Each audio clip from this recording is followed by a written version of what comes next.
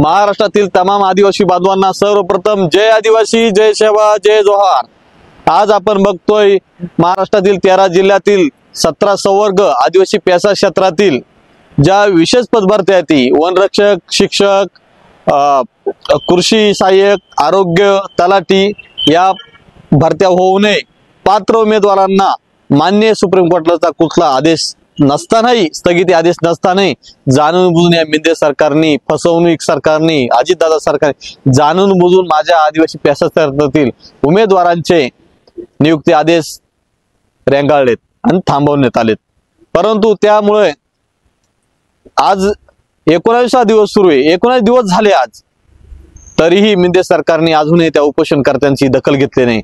त्यामुळे दिनांक 21 ऑगस्ट 2024 रोजी राज्यातील संपूर्ण अनुसूचित क्षेत्रातील पेसा गावांमध्ये मिंदे सरकारच्या, फसवणूक सरकारच्या, अजितदादाच्या कार्यकर्त्यांना, मंत्र्यांना, संत्र्यांना, आमदारांना, खासदारांना गावबंदी करण्यात येणार आहे।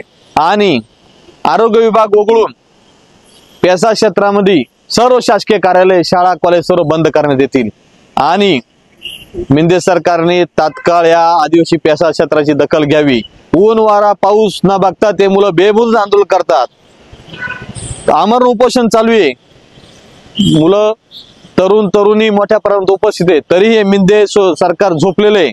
त्यामुळे या मिंदे सरकारने, फसवून सरकारने झोपेतून जागे होऊन या आदिवासी विद्यार्थ्यांना न्याय द्यावा। आणि बोगस आदिवासींचा सुळसुळाट मोठ्या प्रमाणात महाराष्ट्रात झालेला आहे, त्या बोगसांनी खऱ्या आदिवासीच्या बळकवल्या जागा तात्काळ रिक्त करून खरे आदिवासी नोकरपत्ती करावे, अन्यथा येणाऱ्या विधानसभा निवडणुकीमध्ये मिंदे सरकार, फसवणूक सरकार, अजितदादा सरकारला त्यांची जागा दाखवून दिल्याशिवाय आदिवासी समाज जाणार नाही। त्यामुळे महाराष्ट्र तमाम आदिवासी बांधवांनी दिनांक 21 ऑगस्ट 2024 पासून आपल्या गावात आपलं सरकार, ना लोकसभा ना विधानसभा, ओनली पेसा ग्रामपंचायत की ग्रामसभा, आदिवासी स्वशासन।